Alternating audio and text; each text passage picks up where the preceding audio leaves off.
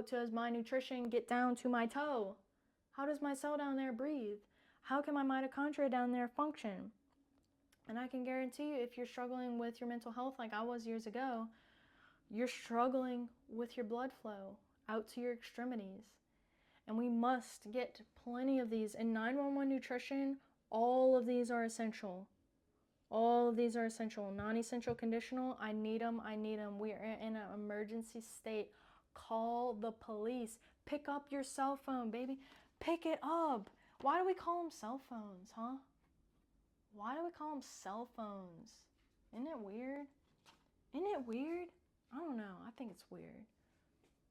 Maybe it's just me. Maybe I'm just weird.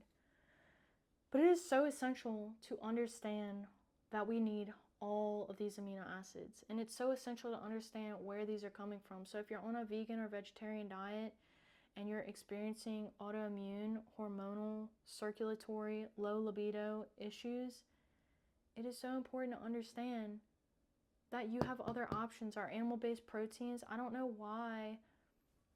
I just don't, I get it, I know why, but our ancestors went through feast and famine states. So they would go, they had to wait until they could hunt.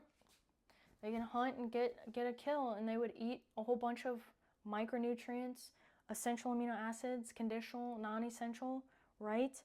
And then once you have that plenty, that feast, you can go and you can fast. The body is designed, and the fasting process is our immune function. It is designed to go through this process, but it can't go through this process well if you don't have enough of the essentials, right? So, I don't know, the cellular mechanics is just a beautiful thing. It's a beautiful process. And of course, all of this is just light code, you know? It's just code for light, because our mitochondria emit light. So like, you're emitting light. And if you don't believe me, touch your forehead. What do you feel? I mean, you could touch anywhere on your body. We usually touch your forehead to see if we have a fever, right? This is an excessive heat loss due to the immune system being turned on and extra elevated, right? Fever is a great thing to practice. When we light up our mitochondria when we exercise, right? Your body temperature skyrockets when you exercise, right? But it's also important after you exercise to recover properly. And that includes all of the essential amino acids. I just don't know any way around it, especially if you're struggling with autoimmune issues, if you're a highly sensitive person. We need to understand the mechanics of the cell. We need to understand the mitochondria better, especially things like carnitine synthesis, right? Getting enough methionine and lysine. And the thing is that when we're choosing animal-based proteins, we're getting the full profile of amino acids plus the essential fatty acids in the perfect ratio. So I'm not one to, and this is going to come down to economically speaking as well. I was at a point in time, had a whole bunch of supplements, had a whole bunch of them, popped them in, a handful in the morning, popped them in, changed the color of my pee. I was still having circulatory problems, and I was still, you know, I was like, I am missing something. Something is I'm missing. Wait, where are all these supplements coming from? Do I have them in my diet already? Whoa, no, I'm missing them. Why am I taking a B complex if I eat plenty of animal-based proteins? I'm taking a B complex, taking D, E, 3, you know, whatever else, all these other things. And I realized, I'm like, I'm spending so much money on these, and I don't even know if my cells, I don't know if it's getting down into my toe cells. I don't know what's happening. I think I'm missing something still. Let me go throw out those supplements, because I am my best supplement, right? Let me eat my animal-based proteins, because we can synthesize amino acids in our body once we have enough of the essential list, right? But if you're going through a time of struggle, you want to get all of these. So when we eat animal-based proteins, we can get non-essential, we can get additional, and this can only help.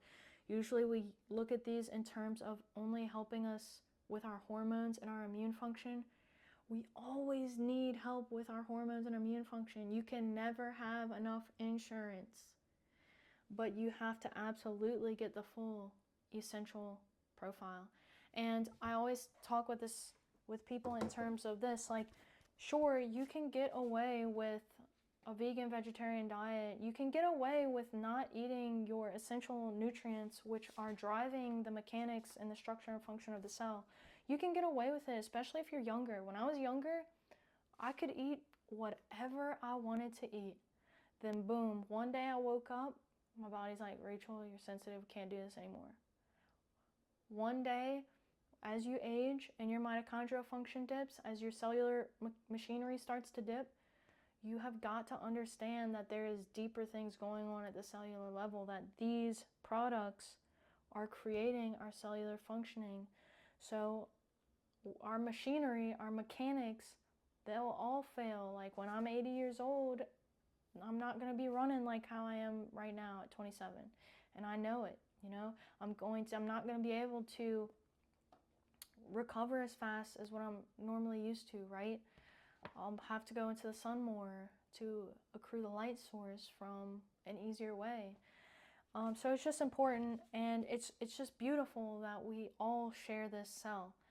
And in terms of digestion, like we're all at different places of being able to intake this energy. That's the only difference, is we are at different pivot points in how we're able to take in the energy, create the energy, and push that energy out. That is what has been the only difference. People ask me about blood types, what different blood types do. As far as I'm concerned, almost a hallmarker of all disease states is the blood is not flowing as well. The blood's not flowing as well, the nutrients aren't going in the bloodstream as well. So, and we have markers of insulin resistance, we have low vitamin D, what else? We just have low nutrient status, low immune function.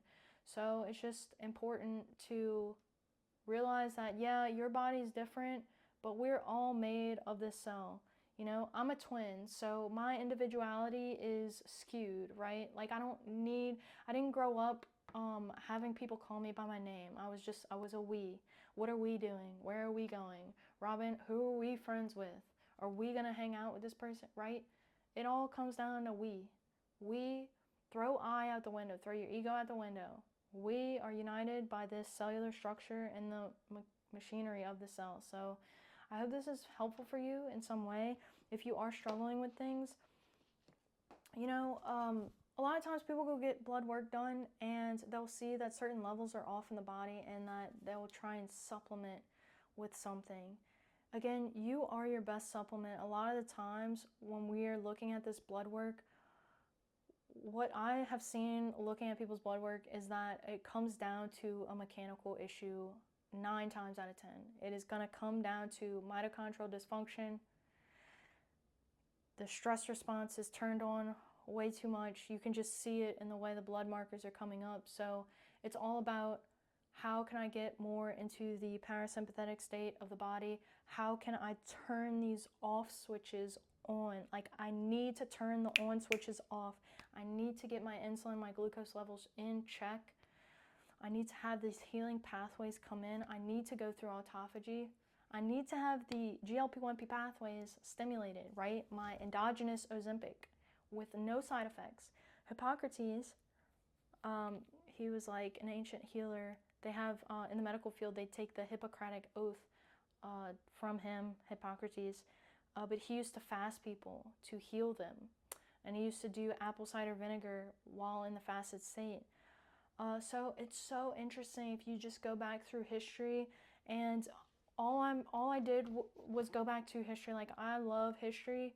I love the history of our biology and our evolution, and really like our mitochondria is like, they can make more of themselves. If you want more energy, you can make more of yourselves. They are independent. At a point in time, we melded with bacteria. So our body's filled with bacteria.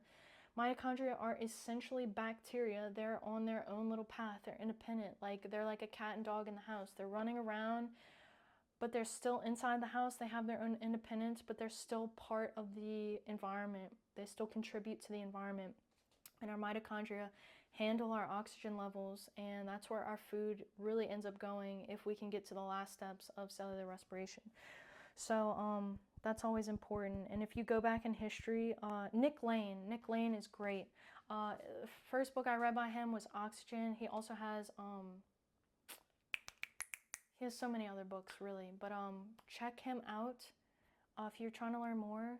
I hope this video is helpful for you in some way. Send you my love. Send it to your family and your friends. Like, share, and subscribe. And as always, good luck.